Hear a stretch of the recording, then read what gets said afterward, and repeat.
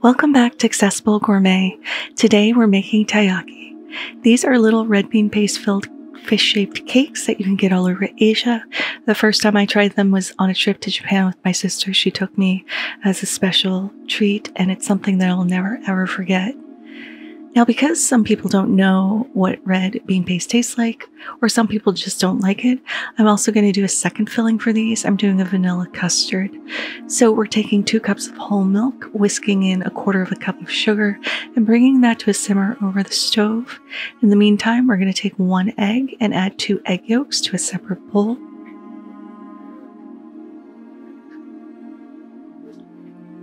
To this, we're going to add 1/3 cup of sugar and 1/4 cup of cornstarch, and we're going to give this a really good whisk to make sure this is all well combined.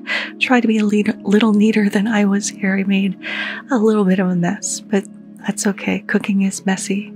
But we just want to whisk this until there are no lumps and it's super smooth and creamy.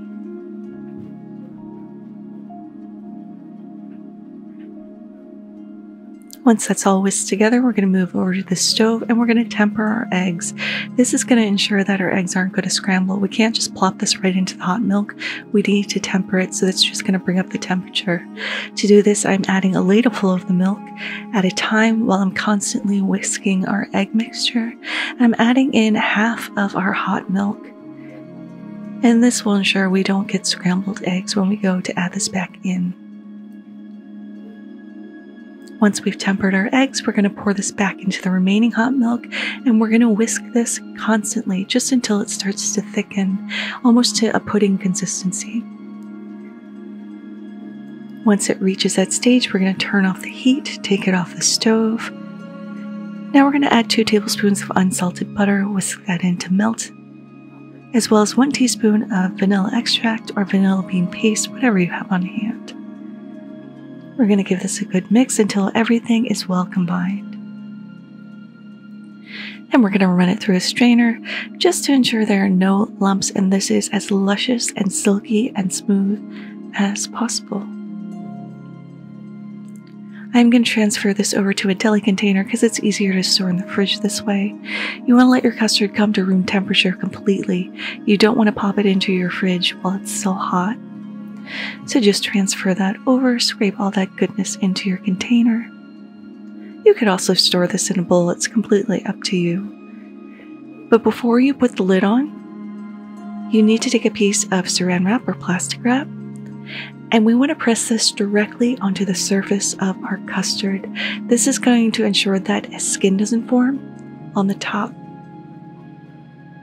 Then we're going to put the lid on and let this sit in the fridge for 24 hours.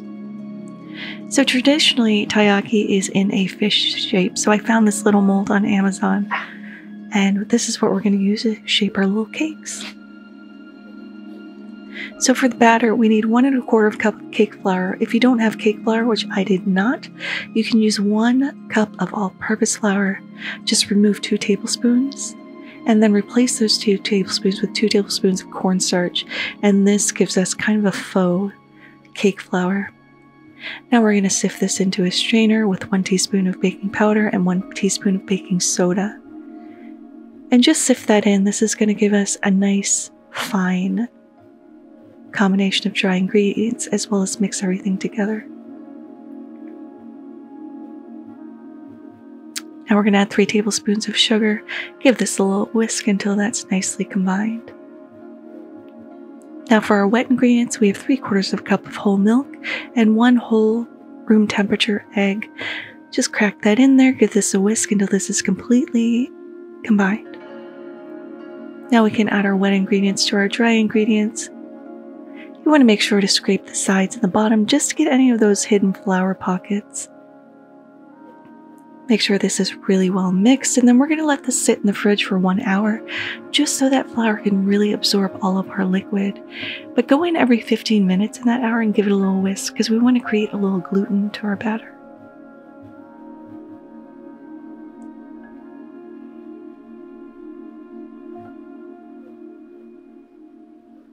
It should be smooth and glossy.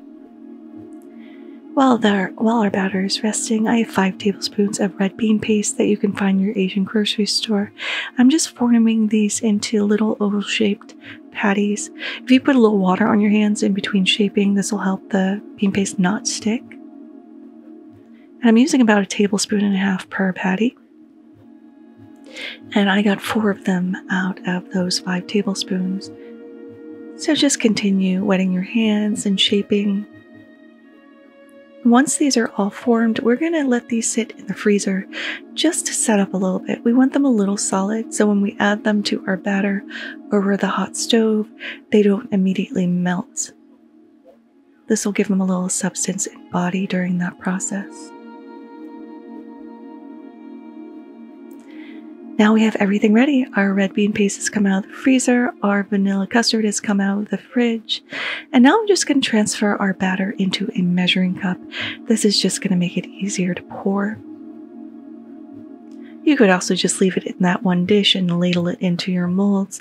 That's just one less dish that you have to wash. I just found this to be easier this way. Now for our little taiyaki molds, over medium-low heat, we're going to spray this down with a little oil or brush it on if you don't have any spray veggie oil. You just need a neutral oil to just season the little cast iron mold. So 30 seconds per side, heat it up. Now we're going to start pouring in our batter. And you only want to pour in about halfway to maybe a little over halfway full, because you don't want to overfill these because they will leak out of the side, which I'll show you happened to me in a second. So once we have this a little over half full, we're going to take 1 patty of that red bean paste and place it into the widest part of our fish mold.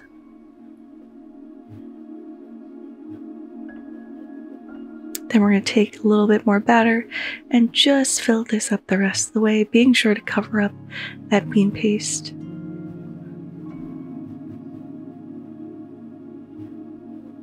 So now you're going to close the lid, lock it, and immediately flip it over, and we're going to cook 2 minutes per side or until they're nice and golden brown. And once they've cooked through, we're going to open up our mold and carefully remove the fish cakes and put them on a cooling rack. Now let's move on to our vanilla custard. We're same thing, filling these a little over halfway full. This one I overfilled a little bit. You'll see the leakage in a second. And then we're just going to add 1 tablespoon of our vanilla custard, again in the widest part of our fish. And then pour in a little bit more batter just to cover up that custard and to finish filling the mold. Again, I was a little heavy-handed here. And if you have a little leakage, that's fine. That actually cooks almost immediately, and you can just scrape that off with a spatula. So again, flip this over and cook it 2 minutes per side. But there they are, these little adorable little fish cake treats. The bean paste is intense and sweet and unusual. It's just basically red bean, sugar, and water cooked down into this really intense sweet paste. The actual cake itself isn't sweet, so it's a nice counterbalance to that rich, sweet red bean paste. So this mold yielded 6. The batter yielded 6 of these little fishy cakes. So I did 2 of the red bean paste, 2 of the custard, and 2 of a combination of both, which I'm eating here. And this was by far my favorite. The balance of the vanilla custard and that sweet, intense red bean paste was a perfect match. The cake is light, airy, and spongy, and these were just really delightful. But there it is, taiyaki. They are adorable. Thank you so much for watching. If you liked this video, give it a like. If you loved it, subscribe and hit that notification bell, because I put out new videos every Thursday. Until next time, happy cooking.